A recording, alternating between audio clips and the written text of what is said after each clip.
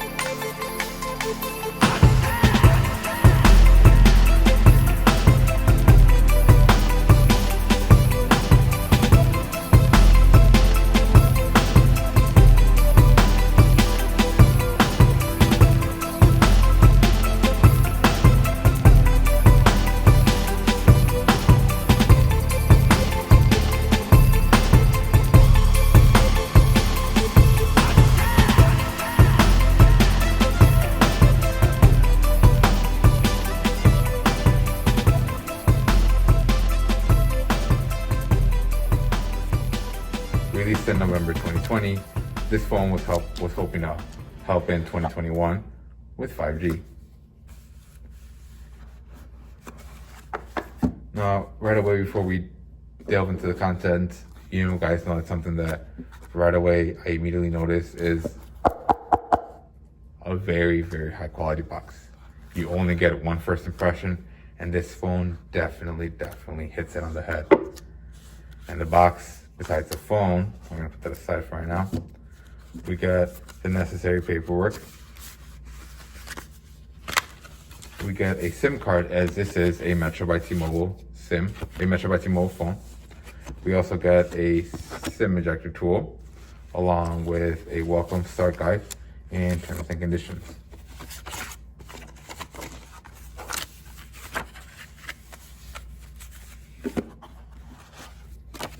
We also get, wow, that looks what appears to be a very, very impressive Type-C cord. As you guys can see, it is bright red. It is, it looks premium AF. It is USB-A to USB-C. I do not know how long it is, but I can't imagine it being over 3 feet. And it says max input 5 volts at 6 amps, so basically 30 watts. That's a very, very nice cable. I'm gonna put this aside for right now. We also got this massive power block. I believe OnePlus calls this orb charge, that allows this to get to, what is it, all the way up to 30 watts of charging. It normally outputs at 2 amps at 5 volts or up to 6 amps at 5 volts, which should prove for an incredibly speedy charge. Let's go ahead and put this stuff away. And let's throw this away and get into the contents of the actual phone.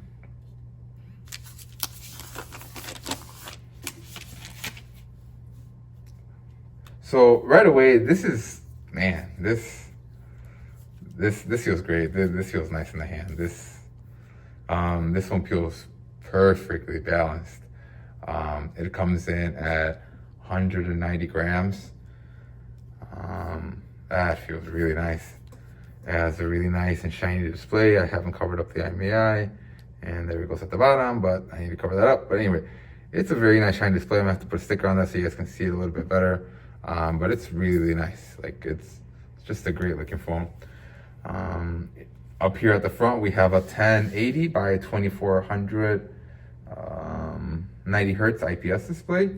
That brings us up all the way up to a 406 PPI density, which is super impressive. That is right on par with the Galaxy A51, but more than $100 cheaper in most cases. While we're up here looking at the screen, let's go ahead and analyze our selfie camera. Oh, we do have a fingerprint scanner. So our selfie camera comes in at 16 megapixels. That allows us to take 1080p video at 60 frames per second. And there's also supposed to be some sort of gyro stabilizing image in here. So we're gonna definitely check that out. So I was hoping that the back of this phone was gonna have a matte finish, just like the OnePlus N10, but unfortunately, as you guys can see, this has an almost mirror-like finish. It is very, very shiny. It is quite reflective, and it's gonna pick up fingerprints like nobody's business. But once we're into the phone, it's a very, very nicely laid out phone. I believe you should be able, yes, you can move stuff around to your liking. Nothing is locked onto the screen.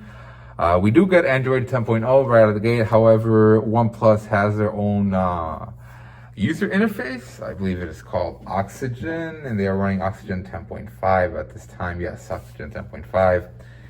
And it seems to run okay. More than anything, that 90 hertz refresh rate is going to help deliver a lot more information to the screen even faster. So again, this is a really nice back.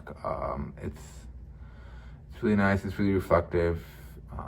It feels elegant. It feels a little premium. However, this feels like this design belongs more like in 2019, 2018 more than anything.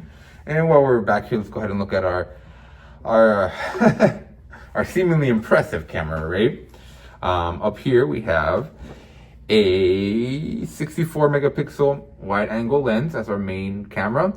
We have an 8 megapixel ultra wide angle, a 2 megapixel depth camera, a 2 megapixel macro lens, and also dual LED flash, if I am not mistaken. I do believe I see 2 LEDs hiding up in there, and a fingerprint scanner as well.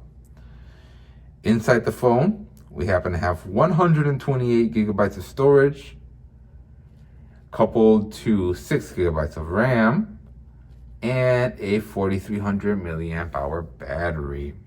All of that is paired to a Snapdragon 690 octa-core processor that again has that odd configuration of 6 power cores and 2 efficiency cores to save battery and just to do a better job at, you know, keeping the phone cooler and extending just the overall life of the phone. So those 6 efficiency cores are clocked in at 1.7 gigahertz, which are a little bit on the lower side. However, those 2 power cores are clocked in at 2 gigahertz, and they are supposed to help with more power-intensive tasks. I'm not sure how well they will do. I will run a Geekbench Geekbench test for you guys to see exactly how well or how poorly those scores do.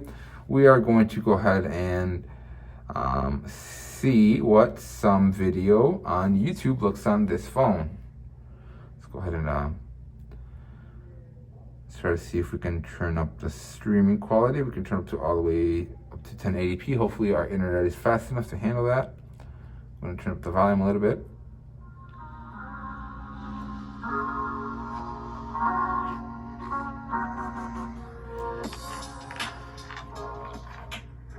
And it seems like we have stereo speakers. Wow, that's very nice. So the top grill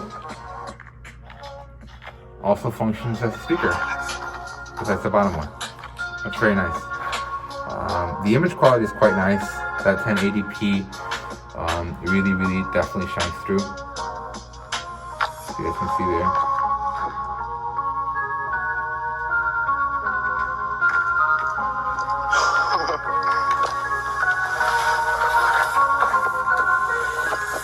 I'm gonna start this again. Blow up the screen, zoom the fill. We do lose a little bit of quality, obviously, when we go zoom the fill.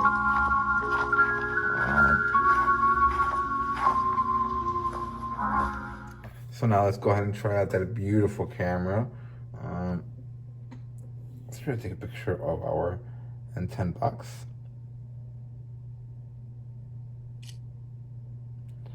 Let's see, it seems like we have some portrait mode.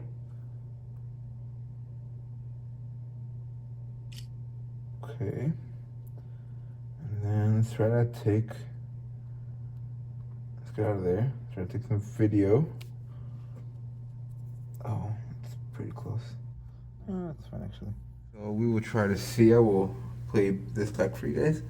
This is what video looks and sounds like on the OnePlus N10 5G. That's actually not bad. Let's go ahead and try to zoom out. Let's take a look at what's going on outside. The 10x zoom. That is not bad at all. You can actually see the snow outside. Wow. That is really steady.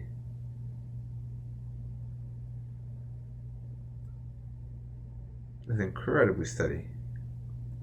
Okay. Colored me impressed. And it looks like, wow, okay, so, I mean, yeah, you can zoom in now. What else do we have? Is that it? You can take a picture. But yeah, we're gonna try to see how that looks and sounds. So we're gonna play that back for you guys. Let's see, do we have any more settings on the video? What else can we edit? Ultra shot, HDR, 4.3 aspect ratio, mirrored selfie, long per shoulder, video resolution, 1080 at 30 frames per second, 1080 at 60 frames per second, or 30K, I mean 4K Cine 30 frames per second. I have no idea what that format is. I'm gonna have to look that up. In the front, let's go ahead and turn it up to 60 frames per second. Let's turn it up to, I have no idea what that is. Well, let's find out. Okay. All right, let's see if that made a difference. This is supposed to be 4K, 30 frames per second video. How far can we zoom in? Should we still be able to do the 10x zoom? No, we can only do 8x zoom now. That's okay, there's nothing wrong with it. Can we flip the camera? No, we can't do anything else. We have to stop.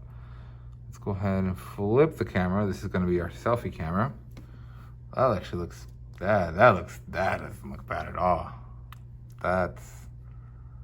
I mean, the lighting in here is pretty good, but that doesn't look half bad. This is video on the front-facing camera. I might get this mask. This is video on the front-facing camera of the OnePlus N10, and wow, that's pretty good. Again, the lighting here is great, but that is not, man, that is not shabby. That is not too shabby. The iPhone compared to this, that's not bad at all. That's not bad. Okay, that's pretty good for you. Wow, that's not bad. That's pretty good. I'm so impressed at this front camera. Jeez, that's mighty good. That's such a good front camera. That's a good front camera, period. How do you see front portrait mode? We have nightscape. I'm gonna have to go ahead and try that out for you guys later. And obviously we have pro mode. Okay, so, you can adjust temperatures. Okay, it's even auto. And then, what is that? I have no idea what that is. I am super bad at this. I am, is that an aperture? Is that, I have no idea what that is. shutter speed, aperture, white balance.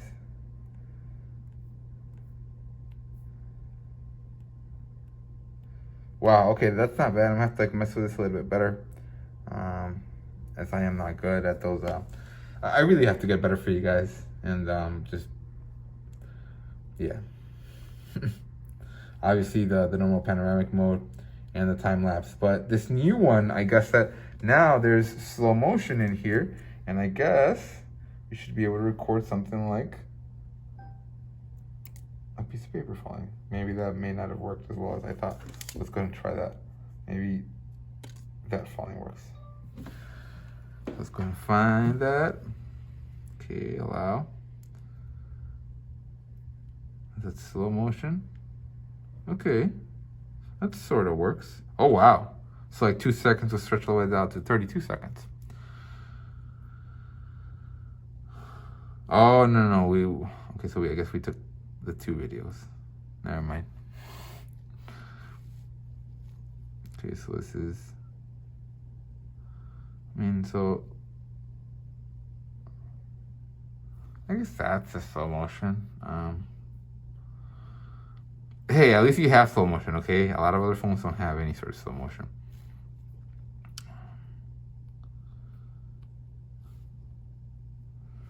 I do have to say that for a carrier selected phone, there isn't too much bloatware on this. There isn't really, again, besides the carrier selected apps that are mandatory to come with the phone. I don't see too many, and that's good. That's nice. That's very, very nice to see. And this user interface just feels so sleek. And again, this whole time just holding the phone in my hands, I have to say that there's just something about I don't know, it feels glassy. I know it's not made out of glass, but it just feels like it's made out of glass. It just feels so smooth. And it's gonna get scratched. It's gonna get scratched really, really bad. So it definitely needs a case and a screen protector. But I have to say, I'm impressed. Good job. Definitely good job, OnePlus.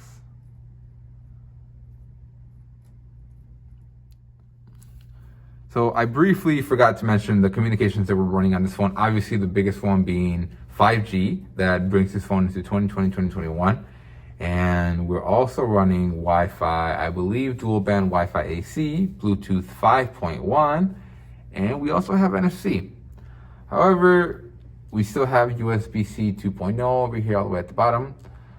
However, as you guys can see, we still have a headphone jack. Yes. In the day and age of 5G, one more manufacturer has chosen to keep that headphone jack in, which we are all very, very thankful for.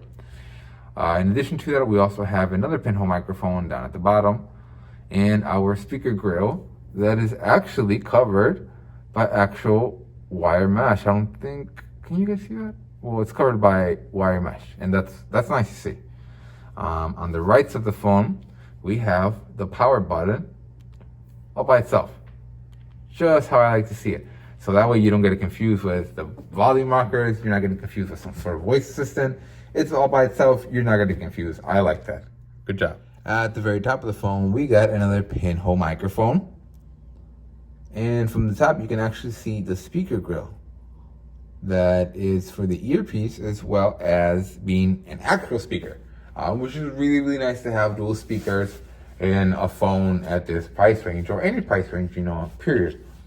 And on the left side, we have the SIM/SD card tray and the volume rocker. And at the very bottom, we've already covered that.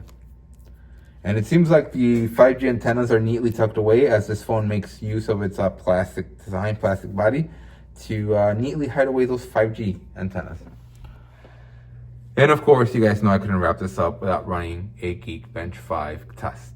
And again, we are running those 6 cores at 1.71 gigahertz. Those are the efficiency ones, and 2 power cores at actually 2.07 gigahertz. So I was wrong.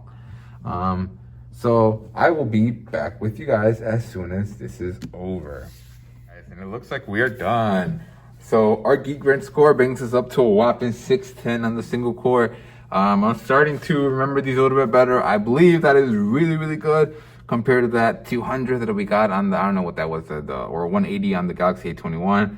That was just awful. But again, 610, that is just awesome.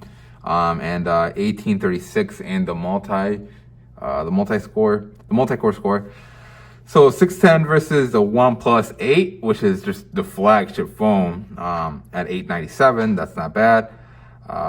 Let's see, the Galaxy S20 Ultra coming in at 800. So we're, 190 behind the Galaxy S20 Ultra, Galaxy S20 Plus, 797, OnePlus 7 Pro, 726 versus our 610. We're doing way better than the Galaxy S8. Obviously, we better be. So not bad at all. Now for the multi-core, and we're almost halfway behind OnePlus 8 with our 1836 versus their 3272. 2644 on the Galaxy S20, 1836 for ours. The OnePlus 7 II is 2622 versus our 1836. We are in Galaxy A71 territory, basically. I don't know how I feel about that, but yeah, I mean, it looks like it's gonna do fairly well. I'm impressed. The phone feels really nice. I'm impressed with the camera. I haven't even played back the footage, and I'm gonna see how it looks actually once I pair it together side by side with the iPhone 11 footage. But I can just already tell it looks like it's gonna be a really nice phone. It's just nice. It has nice weight to it. Has nice speakers, has nice cameras. It's relatively affordable, at $200. That's really, and it's a 5G phone, 120 gigabytes storage, 6 gigabytes on the RAM, 90 hertz display, 90 hertz refresh display rate. That's amazing for a phone in this price range. Now I understand why they were introduced to our carrier, for us to start selling them now. But yeah, we're gonna see how. I'm gonna try to play some games on this later on. I'm gonna try to give an update on this and see how it runs. But I am very, very excited for this one. If there's other things you guys would like to see on the channel, other topics you would like for me to cover, phones you would like to cover that I don't have here, I can't promise anything, but I will do my best to procure anything that you guys would like to see covered, or just other stuff that you guys are interested in. Go ahead and let me down in the comments. As always, thanks for watching.